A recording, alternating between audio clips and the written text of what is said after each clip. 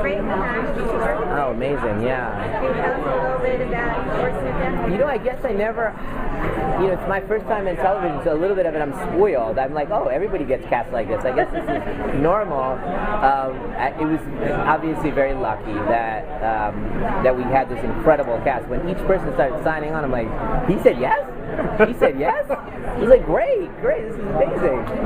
I kept trying to cast it with specific raw actors. So I like a certain type of acting. As you can see, it's a, let's take anybody, for example, like Melissa Leo in like The Fighter or something.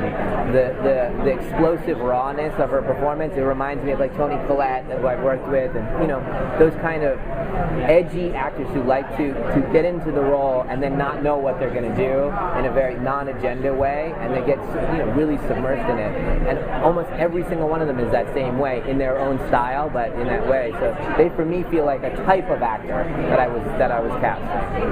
You mentioned that this, like you said, this is your first time doing TV. How did you enjoy the TV? How do you enjoy the TV experience? It was hard. It was hard. It was, I'm very precious and anal about everything I do in film.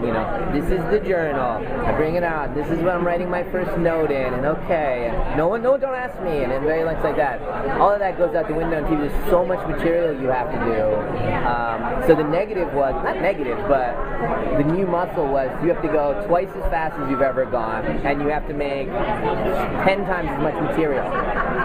So it was an incredible pressure that's on you. And for all of us, because most of them hadn't done TV before, so we were all a little shell-shocked together as a class. We're like, whoa, aren't we supposed to like take a shower and think about this and maybe a week from now come up with an answer? No, you got to do it now, right now. And I think our training in specificity really helped with it. In the end, it made us all, I think, humble and return to our instincts, kind of, storytelling. It helped me a lot. Like, I can only speak for myself, but I don't, like Matt, when he goes to do a movie, might have a similar experience.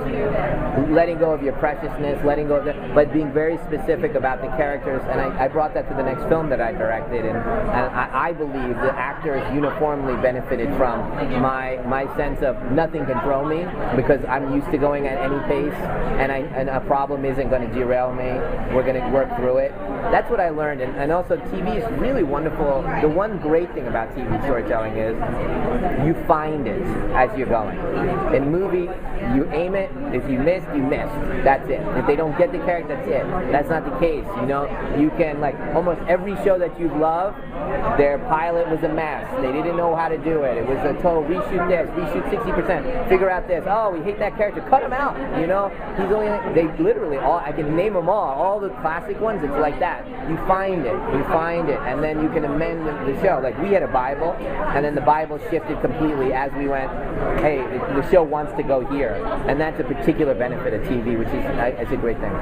With the Bible, do you guys have like a backstory on all the characters as well? Yeah, for sure. I mean, with these actors, are you kidding? Yeah. They will talk incessantly about when they were born, what their mom did, what school did they go to. Like, I'm like, just run. You get. I love it. I mean, I'm joking. I love to do it too. But they can go on. This group can go on forever.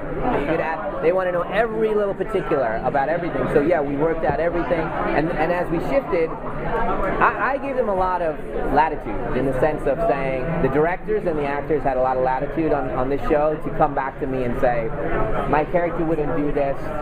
The director coming in and saying, I believe this area, this episode wants to be this, more muscular and anything. And I hopefully it benefited the show that we didn't have this kind of oppressiveness, but it had a specificity again, hopefully. How important was it that the mystery be grounded in reality versus being supernatural for you? It's huge. That's the only reason to do it for me. It has to be relatable. At the end of the day, this should be plausible.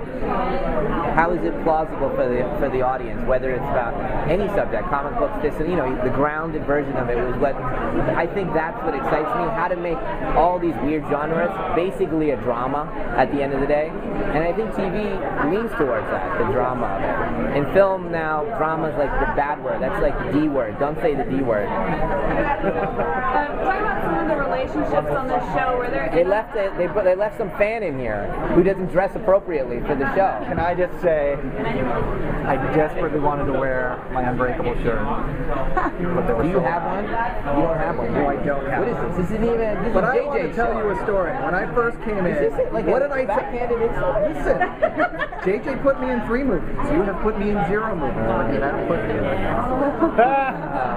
Challenge. It's an open-ended challenge. Can I just say, when I walked in and I met Knight for the first time, what did I tell you? I said, whether there's a place... I don't remember episode.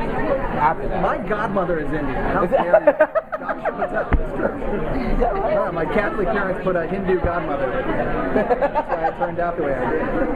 But what did you say? I said that I was such a huge, not only a fan, but I said whether there's a place for me in the show or not, I want to watch this stuff. Yes, I do remember that. Hands down, it was 100% authentic. Killer script. Best cast you've ever worked with? Yes. Take that, Haley Joel Osment. You won't watch it. You edit that out. What else, guys? What else? Tell me. I was asking about relationships. Any of the relationships in the show that you reacted to, the good ones, the bad ones? On screen, off screen. Both. What were you asking? I'm asking more like from the script and then what you saw come to life. Anything that's